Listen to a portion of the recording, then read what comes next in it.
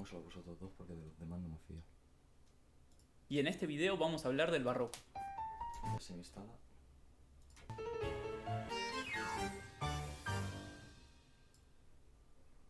El barroco es difícil de definir. Su significado se amplió muchas veces. Al principio, en el siglo XVIII, la palabra barroco se usaba despectivamente para hablar del arte que vino después del Renacimiento.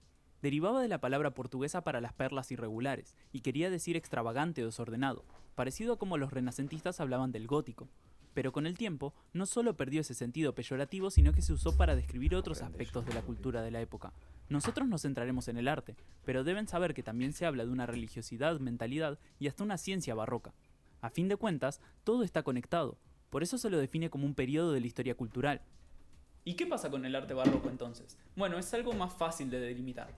Fue un movimiento artístico que se desarrolló entre las últimas décadas del siglo XVI y las primeras del XVIII, principalmente en Europa y América con centros en Italia, España y los Países Bajos, cada lugar con sus particularidades regionales. Tiene muchas continuidades con el Renacimiento, que ya tiene su video en el canal, pero también rechaza sus fundamentos, creando una estética original y profundizando lo que el manierismo comenzó. Principalmente ya no busca una belleza idealizada, se caracteriza por el movimiento, la tensión, la emotividad y la complejidad. Esto lo podemos ver en todas las ramas del arte, hasta en la música de Bach y Vivaldi. Miren si no estas comparaciones. La primera y para mí la más clara es la diferencia entre el David de Miguel Ángel y el de Bernini. Es el mismo personaje pero con dos visiones opuestas. El primero pareciera estar posando, el segundo coloca toda su fuerza en atacar con su onda. Un artista prioriza la perfección anatómica, el otro la acción y la emoción. Algo muy parecido podemos ver si comparamos la Piedad, también de Miguel Ángel, con la de la Catedral de Notre Dame. El rostro de la segunda muestra mucha más tristeza.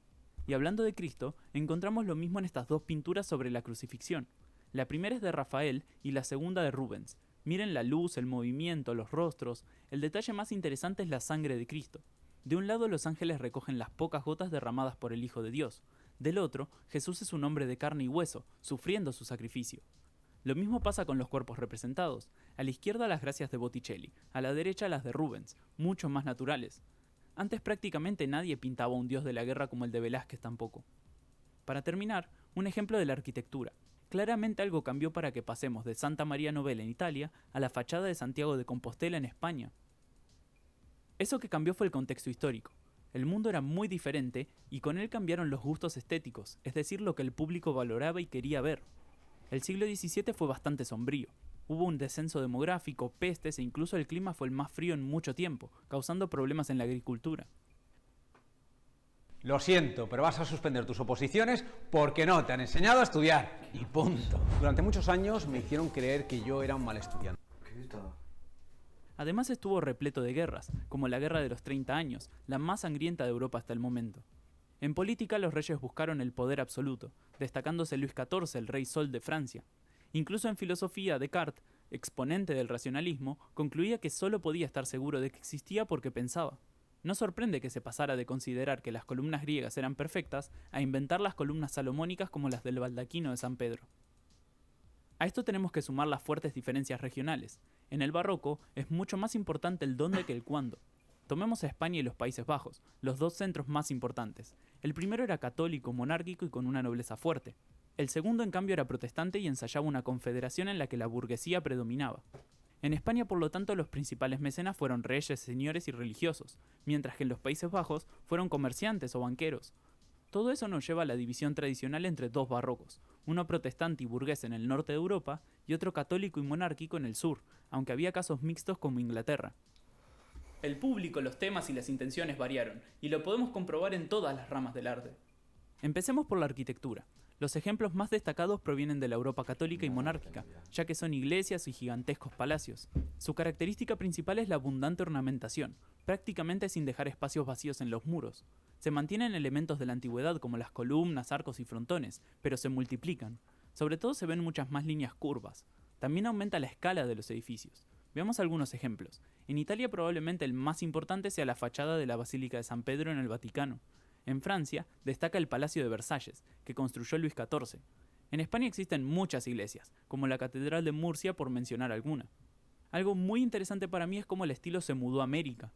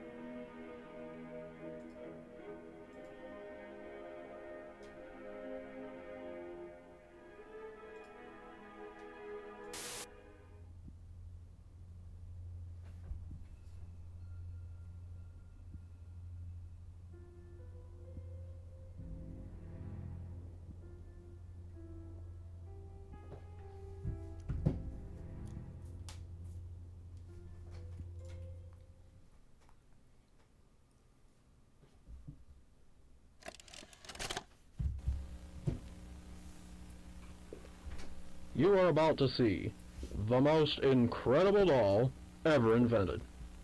Her name is Poppy, and she is the first truly intelligent doll in the world. A little girl can talk to her. Poppy gives her answers. She is the first doll actually able to have a conversation with a child. Hard to believe? Just watch.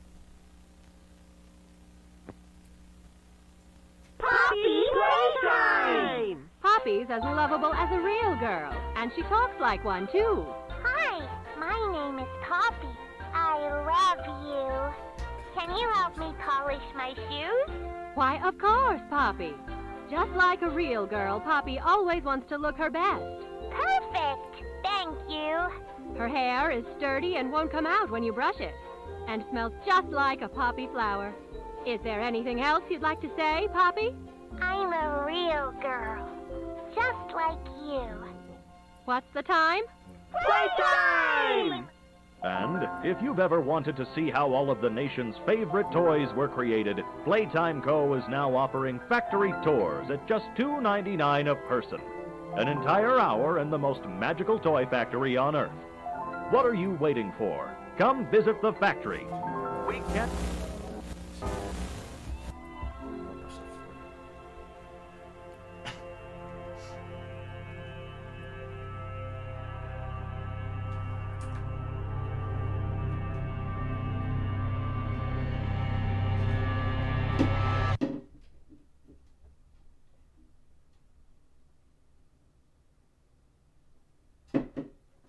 Que no se me escucha tu puta madre. Ahora no se me escucha. No se escucha el juego. Que sí que se escucha, hijos de puta. Que lo veo aquí abajo. Hola. ¿Sabes? Hijo de puta. Va bien, ¿no? Uy, me he petado.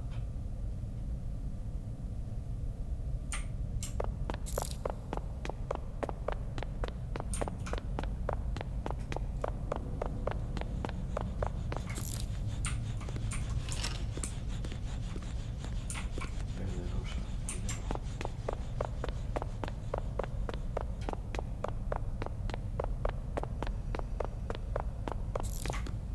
Se me olvida.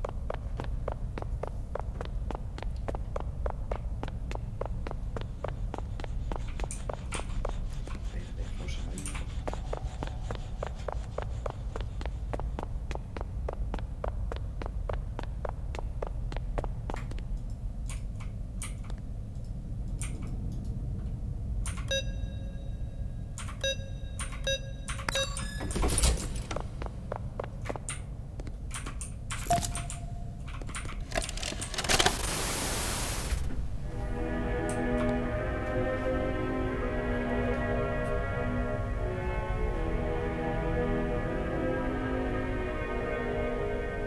Ya, si lo he dicho, me he visto un montón de veces.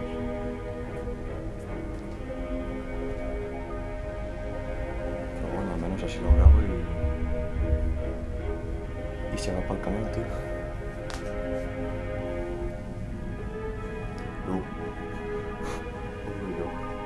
Está rayando.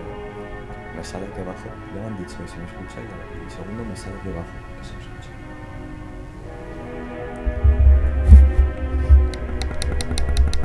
Ahora sí que se me escucha, coño.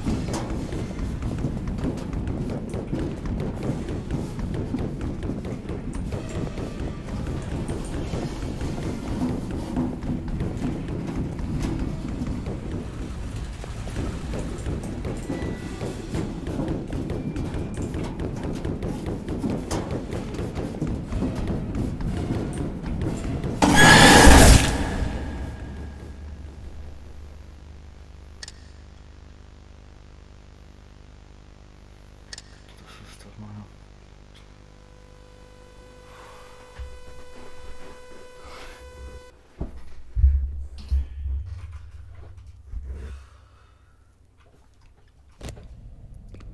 Es que me acordaba que había una parte en la que había que agacharse.